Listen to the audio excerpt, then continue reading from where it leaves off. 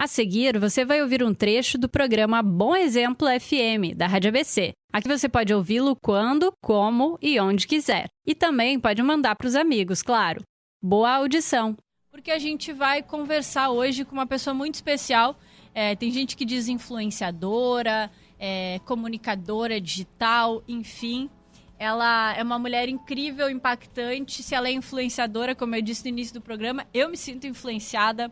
Jéssica Lopes, que é de Campo Bom e que fala na internet, sobretudo, sobre autoestima, sobre beleza, sobre maquiagem. Começou na internet quando tudo era mato e lá começou um trabalho incrível. A gente vai conversar com ela em seguida, porque eu sei que a agenda dela é bem cheia. E para dizer para vocês, a gente tentou essa entrevista várias vezes, agora finalmente vai acontecer, então é muito legal, a gente está muito feliz mesmo.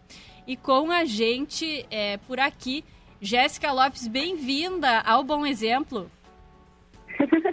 Muito obrigada, bom dia a todo mundo, que prazer estar aqui conversando com vocês. Prazer totalmente nosso, Jéssica, a gente está muito feliz em te ter aqui no nosso programa, que é um programa para falar sobre impacto positivo, sobre inspiração. E quando eu penso nessa palavra, eu penso em ti, porque todo dia de manhã tá lá nos stories do Instagram, animada, com música, seja fazendo skincare, seja sofrendo com o frio e etc. A gente sabe que a internet é um ambiente muito nocivo para nossa saúde mental, para nossa autoestima muitas vezes. Como trabalhar com esse tema tão delicado na internet? Como fazer disso uma coisa positiva e como validar essa autoestima nesse ambiente, Jéssica? Olha, realmente não é uma missão fácil. E eu sempre digo que a caminhada em direção à nossa autoestima, ela é longa, não é fácil de ser trilhada, mas de passinho em passinho a gente vai chegando lá. E quando nós fazemos isso juntas, torna mais fácil, né? Porque uma dá a mão para a outra, uma inspira a outra. E eu busquei sempre na minha rede social ser uma pessoa muito real. Então, compartilhar que eu vivo as mesmas questões que quem me segue vive.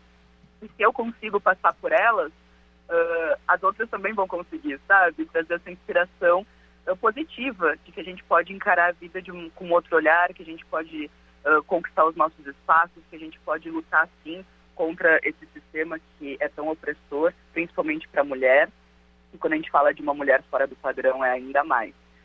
Então, e essa caminhada, essa trajetória de mãos dadas, ela não começou ontem, né? Como eu falei aqui na introdução da tua entrevista, quando tu chegou na internet, tudo era mato. Então, isso começou era tudo mato. há muito tempo. E os teus temas que tu trabalha hoje, beleza, maquiagem, autoestima, corpos fora do padrão, eles já te acompanhavam lá no início? Como é que isso surgiu, assim? Como que essas pautas foram tomando a tua trajetória na internet? Então, não, elas não começaram junto comigo há 12 anos atrás. Quando eu abri o meu blog, né, porque era tudo mato mesmo, ainda não tinha o Instagram, não tinha o Facebook, eu criei um blog e eu era uma adolescente, eu tinha 16 anos quando eu entrei na internet. E, inicialmente, eu foquei em maquiagem, porque era esse o contato que eu tive, né, com blogs. Eu vi um blog de maquiagem, achei muito legal, eu adorava me maquiar na época. E aí eu decidi abrir um blog para compartilhar as minhas experiências reais, as resenhas dos produtos. Aquilo para mim parecia assim, um universo mágico, porque até então a gente só tinha as publicidades na TV, né, onde a sombra era sempre muito pigmentada, o rímel era sempre muito volumoso. E ali no blog era uma possibilidade de uma consumidora real estar compartilhando as suas percepções sobre produtos. E se hoje a publicidade já é super assim, nichada, é cheia de padrões e tem sempre os mesmos perfis ali, eu imagino há 12 anos, né? Acho que a gente precisa lembrar isso também, que os padrões eram mais fortes ainda há 12 anos.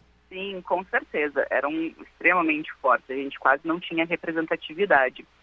Mas aos poucos, né, aquela comunidade começou a crescer, os seguidores, quem acompanhava o blog. E aí foi muito natural as pessoas começarem a ter interesse pela minha vida, né? Além da maquiagem, além das minhas experiências como consumidora. Então queriam saber o que eu gostava, o que eu ouvia, o que eu consumia, que roupas eu usava. E aos poucos foi tudo muito natural. Aos poucos eu comecei a mostrar um pouco mais dessa minha vida, né? O que estava por trás da Jéssica, que só resenhava make. E, inclusive, a minha caminhada com a minha autoestima, ela começou ali.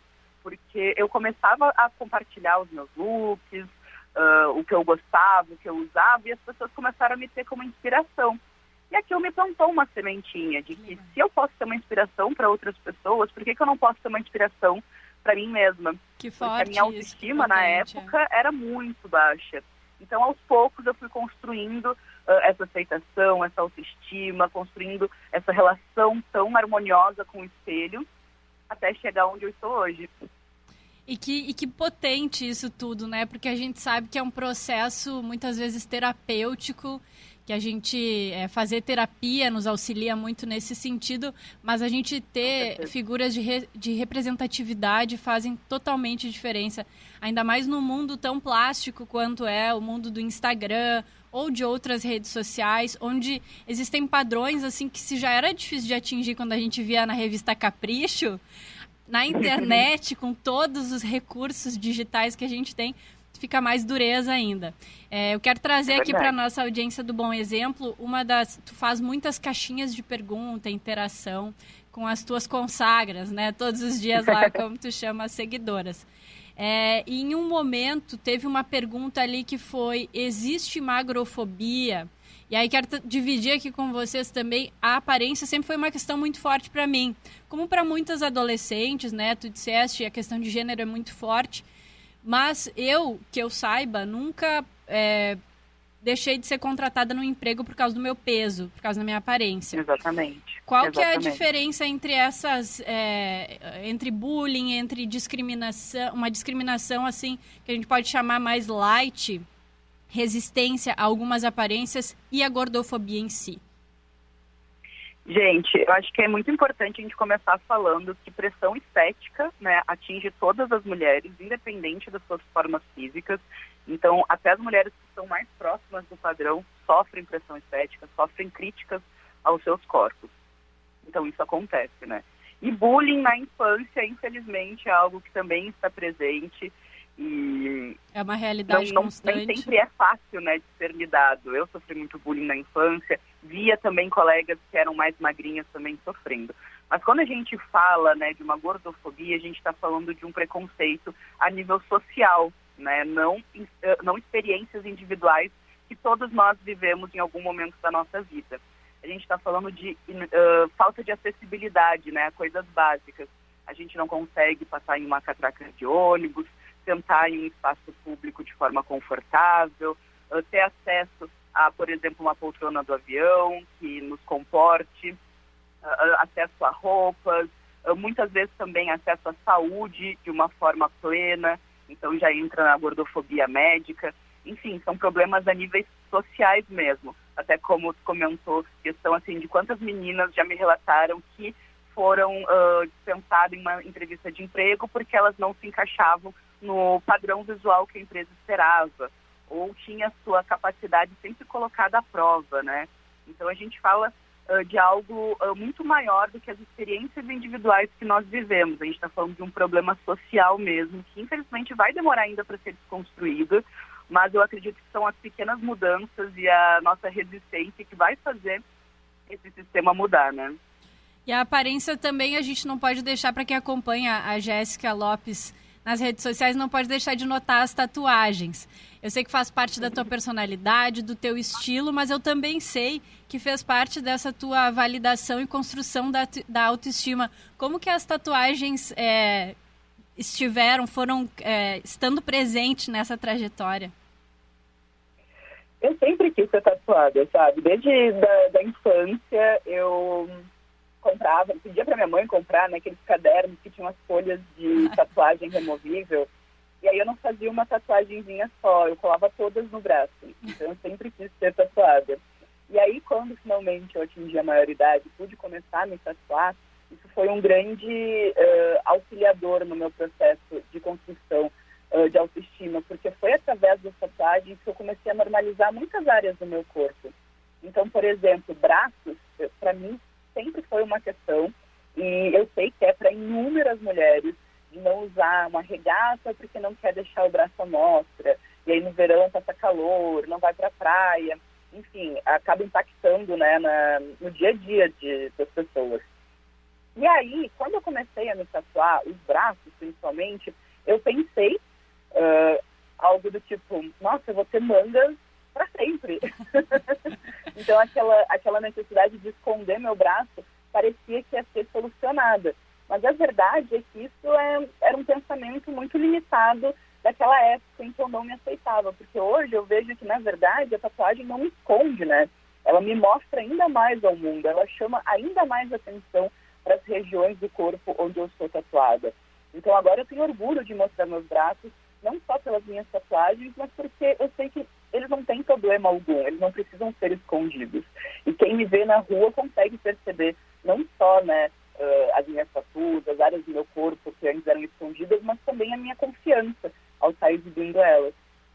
Porque a questão que tu sempre fala, que vou usar aspas tuas, é valorizar e não esconder.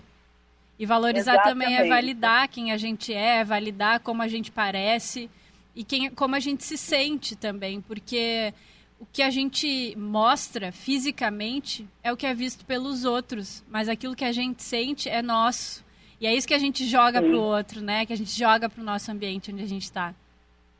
Não, com certeza. A psicanálise, ela explica tudo isso. De que o que a gente carrega, né, dentro de nós acaba transparecendo e o outro entende.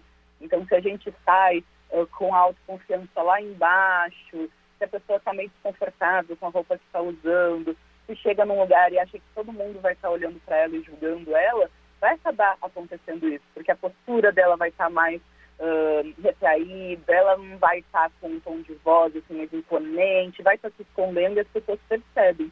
Então, sempre que eu trago, né, o esconde versus valoriza, no início muitas pessoas achavam que eu estava falando só da roupa. Né? E aí ficava assim, mas a roupa larga também pode ser estiloso, tá? Eu falo assim, gente, pode ser, desde que você esteja usando de uma forma confiante. E aí isso vai refletir e você vai estar se valorizando. Então é um pacote completo, né?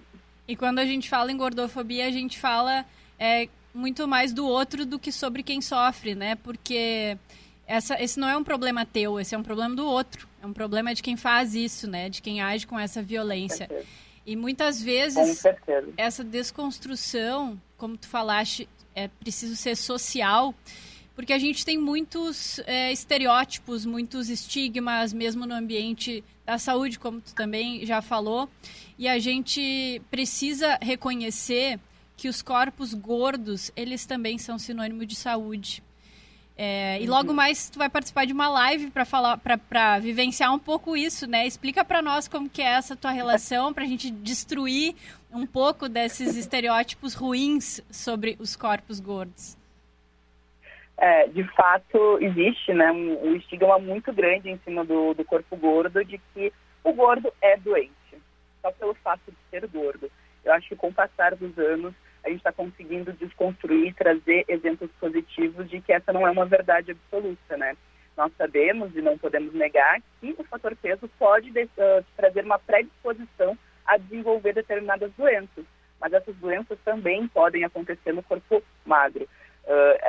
Todas essas comorbidades, elas acabam sendo muito mais associadas às suas práticas, né? Práticas saudáveis, está ligado à alimentação, à prática de atividade física. Você pode sim ter uma alimentação equilibrada, você pode sim se exercitar, e eu sempre gosto de trazer se exercitar por amar o seu corpo e não por odiá-lo, né? Porque as pessoas estão sempre associando a atividade física apenas ao emagrecimento, então se vê um gordo se exercitando, deve ser porque ele quer emagrecer. Eu sempre falo, não, eu só quero ser saudável mesmo, é isso que eu busco. Então, eu estou sempre trazendo essas temáticas, trazendo profissionais para falar a respeito, né? Porque afinal de contas eu não sou uma profissional da área, mas temos lives salvas com nutricionista, com educador físico. Então, eu sempre busco trazer muita informação, né, para que as pessoas, a partir dali, consigam também criar seus próprios pensamentos a respeito do tema, né. E aí, hoje, daqui a pouquinho, daqui a 1 hora, nem isso, vai ser 10h20, a live, a gente vai ter uma aula de yoga com uma professora gorda, e vai ser muito bacana. Então já vamos deixar esse convite aí, @Jéssica Lopes, para conferir. Informação é tudo, informação liberta, salva, educação também. E eu estou muito feliz com essa conversa aqui. Muito feliz que tu tá vacinada já e que tu validou isso também nas redes sociais, postou. Eu vi muita gente que se vacinou por comorbidades, por obesidade, pelo IMC, não falar sobre isso. Isso mostra já pra gente o quanto essa questão é um estigma. Então, vamos validar tudo isso. Vamos buscar a saúde independente da aparência e do tamanho, que é isso que importa. E é saúde que a gente tem precisado tanto, né, Jéssica? É verdade, exatamente isso. Te agradeço demais o teu tempo para a gente se despedir aqui. Para quem quiser conhecer mais da tua história, eu sei que tem uma entrevista para sair na Like Magazine, uma publicação aqui também no Grupo Sinos. Já vou deixar essa propaganda, essa provocação. Vai ter entrevista especial aí com a Jéssica e com o companheiro dela para falar especialmente sobre o Dia dos Namorados. Isso aí. Eu que agradeço o convite, gente. Foi um prazer estar aqui conversando com vocês. E espero todos os ouvintes no meu Instagram, na minha página, para a gente estar aí construindo e caminhando juntas até esse propósito tão bacana que é a construção da nossa autoestima. Grande abraço para ti, @Jéssica Lopes, para quem quiser acompanhar mais e aqui presente no nosso Bom Exemplo FM.